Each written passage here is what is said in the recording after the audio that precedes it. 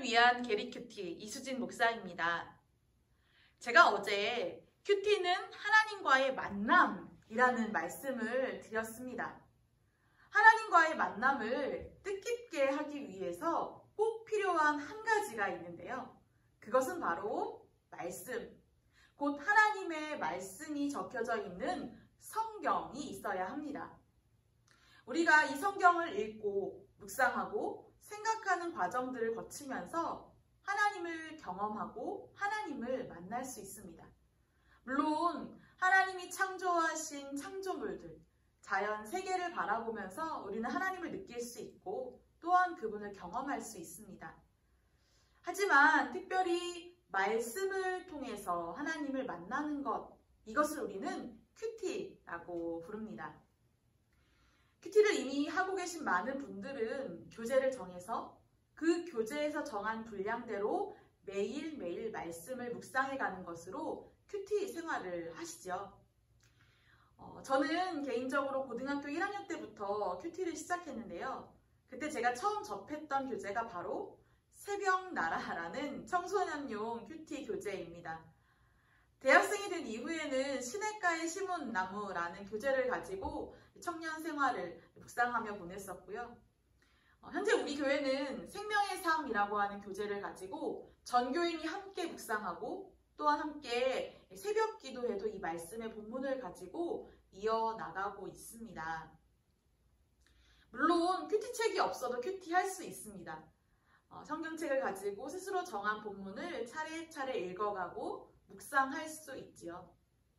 하지만 저는 가능하다면 공동체와 함께 같은 본문으로 묵상할 것을 여러분에게 추천드리고 싶습니다.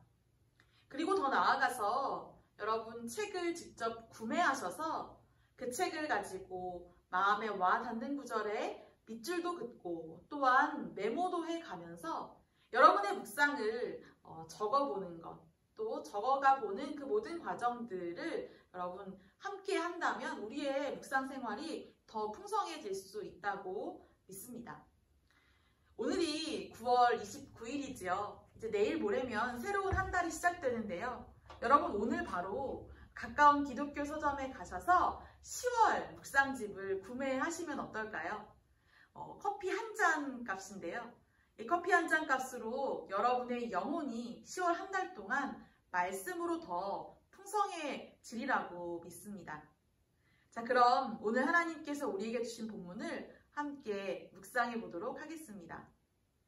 오늘 본문 예레미야 38장 14절에서 28절까지의 말씀을 반복해서 읽으며 제 마음에 가장 와 닿았던 구절은 19절과 20절의 말씀이었습니다. 시드기야 왕이 예레미야에게 이르되 나는 갈대아인에게 항복한 유다인을 두려워하노라. 염려하건대 갈대아인이 나를 그들의 손에 넘기면 그들이 나를 조롱할까 하노라 하는지라. 예레미야가 이르되 그 무리가 왕을 그들에게 넘기지 아니하리이다 원하옵나니 내가 왕에게 아른 바 여호와의 목소리에 순종하소서. 그리하면 왕이 복을 받아 생명을 보전하시리이다. 아멘. 시드기야는 나라가 이미 바벨론의 소나기에 넘어갔을 때에 왕위에 오른 유다의 마지막 왕이었습니다. 하나님 말씀을 전하는 선지자 예레미야의 예언에 사실 시드기야는 마음이 솔깃하기도 하지만 그는 권위도 없고 또한 권력도 없는 허수아비 왕일 뿐이었습니다. 오늘 본문에서 시드기야 왕은 예루살렘 성이 완전히 함락되기 바로 직전에 예레미야를 몰래 부릅니다. 그리고 어떻게 해야 할지를 다시금 묻고 있습니다. 하지만 예레미야의 대답은 변함이 없습니다. 바벨론에게 항복해야 살 것이다. 그래야 예루살렘 성을 지킬 수 있다. 그렇지 않으면 끝까지 항전하게 되면 모두가 포로로 잡혀가게 될 것이다. 라고 하나님의 뜻을 전합니다. 하지만 안타깝게도 시드기야는 하나님의 말씀을 들어도 소용이 없었습니다. 왜냐하면 그가 두려워했던 대상이 따로 있었기 때문입니다. 그동안 나름 결사항전을 외쳤는데 이제 와서 항복하게 되면 먼저 투항했던 사람들에게 큰 굴욕을 당하게 될 것. 이것이 그는 두려웠기 때문입니다. 시드기야는 예레미야의 말이 하나님의 뜻이 맞다라는 것을 깨달았습니다. 알고 있었습니다. 머리로는 동의가 되었습니다. 하지만 안타깝게도 그 생각이 정작 행동으로 따라주지는 못했던 것이죠. 사람들이 두렵고 염려가 되었기 때문입니다. 시드기야는 사람이 두려워서 결국 하나님께 순종하지 못하였습니다. 생각해보면 인간인 우리는 누구나 다 겁이 많고 지극히 연약한 존재입니다. 강해 보이고 꽤 세 보인다고 하더라도 누구나 다 각자의 두려움을 가지고 살아가는 지극히 작은 존재일 뿐이지요. 하나님은 그런 우리를 다 아십니다. 그래서 그런 우리들을 위해서 그 아들 독생자 예수님을 이 땅에 보내주셨습니다. 우리 곁에 보내주셨지요. 혼자 있는 것을 지극히 힘들어하고 외로움과 늘 사투를 벌이는 우리를 위하여서 우리를 홀로 내버려 두지 않으시고 예수님을 보내셔서 영원히 우리와 함께 하신다는 약속을 허락해 주셨습니다. 그러므로 우리에게 다가오는 끝없는 두려움으로부터 우리가 해방될 수 있는 유일한 길은 바로 두려워할 분을 두려워하는 것입니다. 우리의 두려움을 다 아시는 하나님, 우리가 두려워해야만 할 한 분 하나님만 두려워하고 그분께만 순종할 때 우리는 우리에게 닥친 그 어떤 염려, 두려움도 능히 거뜬하게 이겨낼 수 있습니다. 여러분을 두렵게 하는 것은 무엇인가요? 순종해야 한다라는 것을 머리로는 너무나 잘 알고 있지만 두려움으로 인해서 지연되고 있는 삶의 불순종의 영역이 무엇인지 오늘 우리는 말씀을 통해서 깊이 우리 자신을 돌아보기 원합니다. 여호와의 목소리에 순종하소서. 그리하면 복을 받아 생명을 보전하시리이다.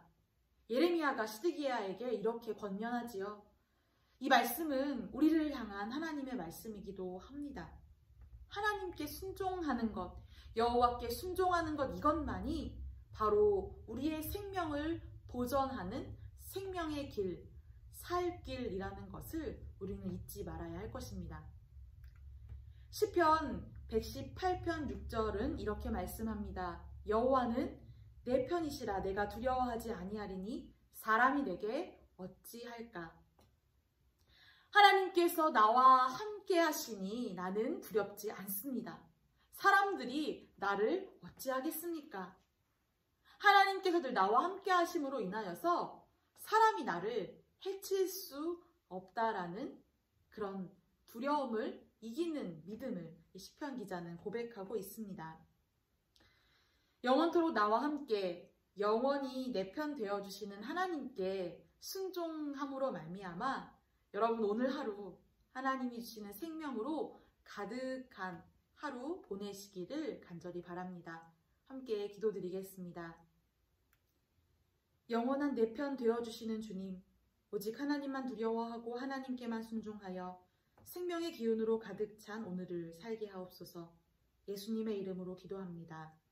아멘. 묵상하는 청년을 위한 게릿 큐티. 오늘도 하나님의 말씀 붙들고 승리하는 여러분들의 삶 되기를 응원합니다. 내일 뵙지요. 감사합니다.